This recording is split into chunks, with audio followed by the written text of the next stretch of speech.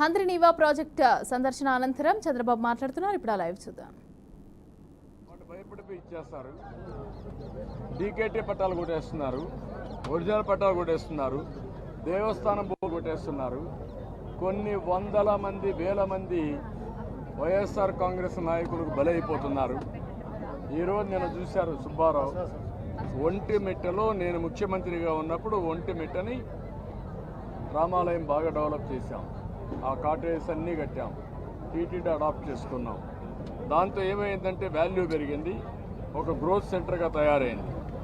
అక్కడ భూమి కొట్టేయడానికి వైఎస్ఆర్ కాంగ్రెస్ నాయకులు మొత్తం కొట్టేస్తే ఏం చేయాలనో దిక్కు తెలియకుండా అందరి దగ్గర తిరిగిన తర్వాత అతను రైలు కింద పడిపోయి చనిపోయాడు.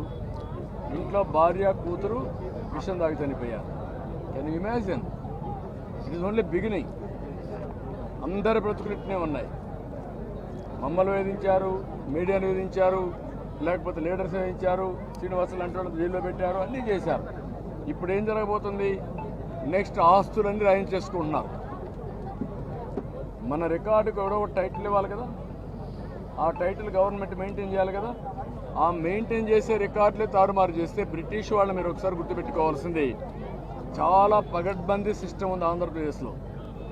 ఆ సిస్టమ్ జమాబందీ, విలేజ్లో విలేజ్లో మున్సిప్ రికార్డులు మెయింటైన్ చేయడం, ఆ నెంబర్ స్టోన్స్ అన్ని వేయడం, ఎప్పటికప్పుడు సబ్ డివిజన్ చేయడం, చేసిన తర్వాత జమాబందీ రోజున మళ్ళా మీ రిసిప్ట్ మీకు ఇవ్వడం, అదే పెద్ద వేడుకగా చేశారు. తర్వాత టెక్నాలజీ వచ్చింది, పుస్తకాలు వచ్చాయి. వేరే రాష్ట్రాల కంటే ఆంధ్రప్రదేశ్ రాష్ట్రంలో పగడ్బందీగా, దానివల్ల అక్కడ చూసి చాలా ఇబ్బందులు వచ్చాయి. కానీ ఆంధ్రప్రదేశ్ రికార్డ్స్ మాత్రం పర్ఫెక్ట్గా ఉంటాయి. నేను హైదరాబాద్లో మీరు చూస్తే నేను ముఖ్యమంత్రి అయిన తర్వాత, నేను హైదరాబాద్లో ముఖ్యమంత్రిగా ఉన్నప్పుడు మీరు చూస్తే నేను అన్ని భూములకు బోర్డులు పెట్టేవాడిని. అప్పుడు బనోర్లలో కలెక్టర్ ఉండే, అతను ఏం చేసేవాడంటే this belongs to government land. ముఖ్యమంత్రి అయిన తర్వాత నేను హైదరాబాద్లో ముఖ్యమంత్రిగా ఉన్నప్పుడు మీరు చూస్తే నేను అన్ని భూములకు బోర్డులు పెట్టేవాడిని. అప్పుడు బనోర్లలో కలెక్టర్ ఉండే, అతను ఏం చేసేవాడంటే this belongs to government land, any trespass will be punished serious అని బోర్డులు పెట్టాం. రెండో రూల్ పెట్టా, అప్పుడు మీకు ఐడియా ఉందో లేదు. నేను పెట్టిన రూలు ఎంఆర్ఓ ట్రాన్స్ఫర్ అయితే ఎంఆర్ఓ ఫిజికల్ హ్యాండ్ ఓవర్ చేసిన తర్వాత భూములు అతను రిలీవ్ కావాలి. అప్పటి అంత పగడ్బందీ మెయింటైన్ చేశాం. ఈరోజు హైదరాబాద్ డెవలప్మెంట్ మొత్తం అయిందంటే ఇలాంటి ల్యాండ్ చాలా ఉంది.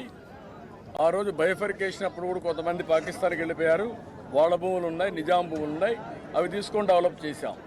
ఇక్కడ రికార్డ్స్ అనేవి బ్రిటిష్ పీరియడ్లో ఒక్క ఎకరా కానీ ఒక్క ఇంచు కానీ తప్పు ఉండదు.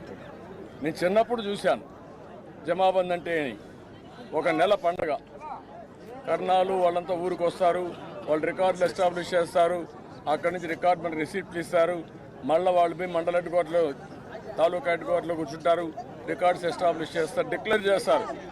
ఎన్నికల్లో ఫలితాలు ఎట్లా డిక్లేర్ చేస్తారు? 5 ఏళ్లకు జమాబందీలో డిక్లేర్ చేసేవాళ్ళు. అలాంటి రికార్డ్స్ అన్ని నీ పెద్ద మనిషి వచ్చి నెమ్మల రాళ్ళు వేసేసాడు, ఆయన ఫోటో పెట్టి. ఇప్పుడు అన్నీ తీసేయాలి పోలీసులు, ఎందుకంటే ఎవరి ఫోటో ఉండడానికి వీల్లేదు కదా. ఎట్లుంటాయి నెంబర్ రాళ్ళ పైన? పట్టాదారు పాస్బుక్ల పైన నీ పేరు, నీ ఫోటో ఎట్లుంటుంది? సర్టిఫికెట్స్ పైన మీ ఫోటోలు ఎట్లుంటాయి? ఎక్కడ పబ్లిక్ ప్లేస్లో ఉండకూడదు అనుకున్నప్పుడు ఇవన్నీ ఎట్ట పెడతారు? అంటే ఒక తుగ్లక్ పరిపాలనని మరిపించే విధంగా ప్రజాధనాన్ని, ట్యాక్స్ పేయర్స్ మనీని ఎంత దుర్వినియోగం చేశాడో ఇవన్నీ ఉదాహరణలు. అందుకే నేను కోరేది, ప్రజా కోర్టులు ఇలాంటి దుర్మార్గాన్ని శిక్షించాలి. That none of his business. నువ్వు కట్టిన ట్యాక్స్, నేను కట్టిన ట్యాక్స్, వీళ్ళు కట్టిన ట్యాక్స్, పేదవాళ్ళు కట్టిన ట్యాక్స్, ఆ ట్యాక్స్ డబ్బులు తీసుకుపోయి ఇంత దుర్వినియోగం చేయడం అనేది అధికార దుర్వినియోగం.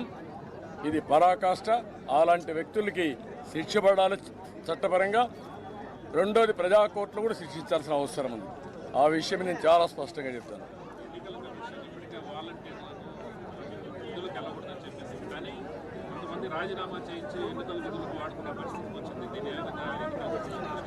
నేనేమంటానంటే, వాళ్ళు రాజీనామా చేసిన తర్వాత వాళ్ళ మాట ఎవరు వింటారుగా.